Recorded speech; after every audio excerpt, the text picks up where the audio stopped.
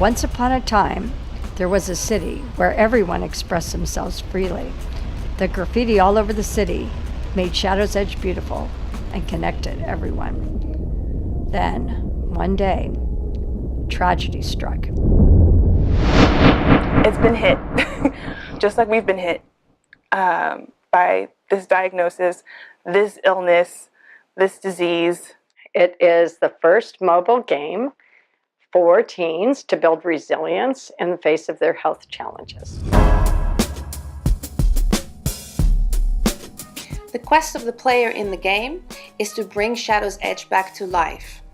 He does that through journaling and through creative expression. And actually, as you put in your own words, your own creativity, your own art, this world blossoms again and comes back to life.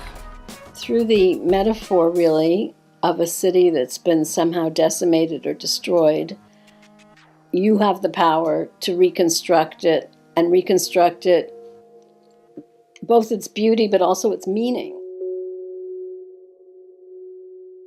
I think of the shadow that walks behind us every day, that diagnosis.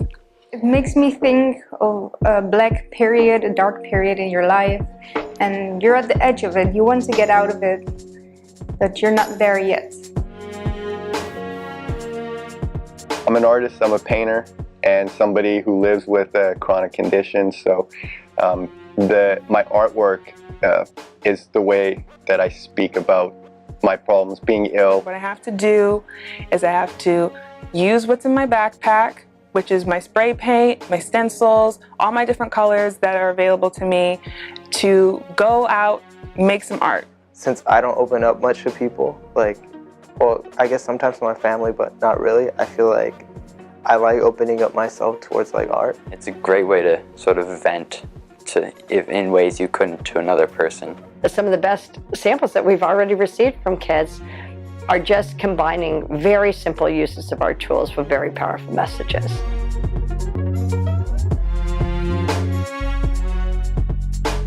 So much of that experience is so both overwhelming but also really beyond words. I mean, adults can't talk about serious illness and about facing their own mortality easily in words. It's not possible. In a way, Shadow's Edge is like a person-centered therapy without the therapist, if you will.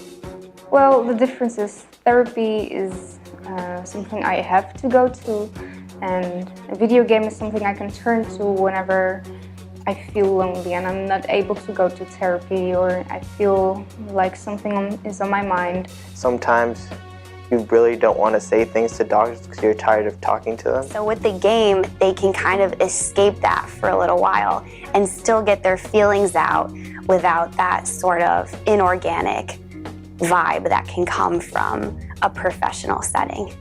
And it may ultimately cover the same issues, but in a much more vibrant way, a 3D way.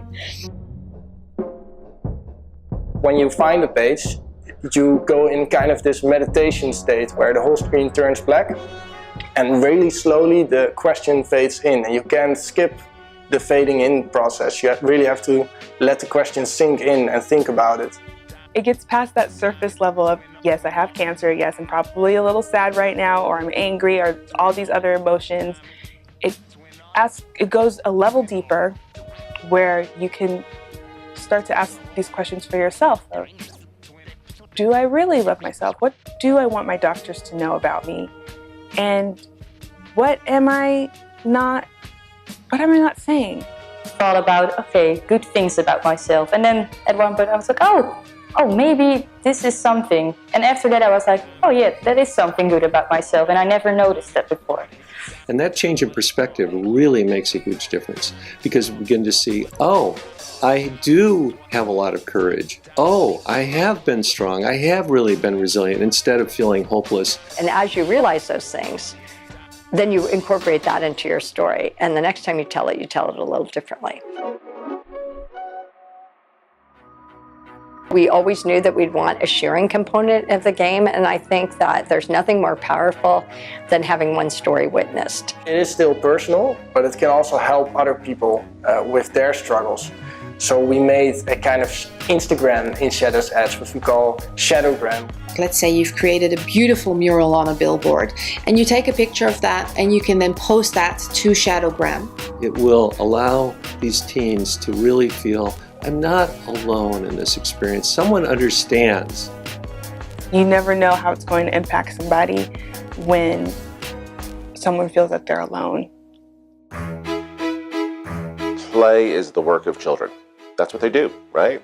So even as a teenager, they're not working. They're still playing. They're still forming their identity. So they're looking for some other way to say, this is who I am aside from my illness. Please don't just say I'm the kid with diabetes. When you're focused on the game, you're in the game. You're not just a person in a hospital bed. Restoring play to them through various means, games, books, art, it's critical. Because all of us are artists inside. Because it's serious fun. Because it's important to express yourself. You need a little more than just a distraction or a little bit more than medical medicine.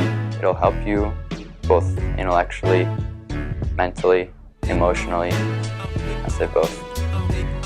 But it'll help you in so many ways, like more ways that you could possibly understand.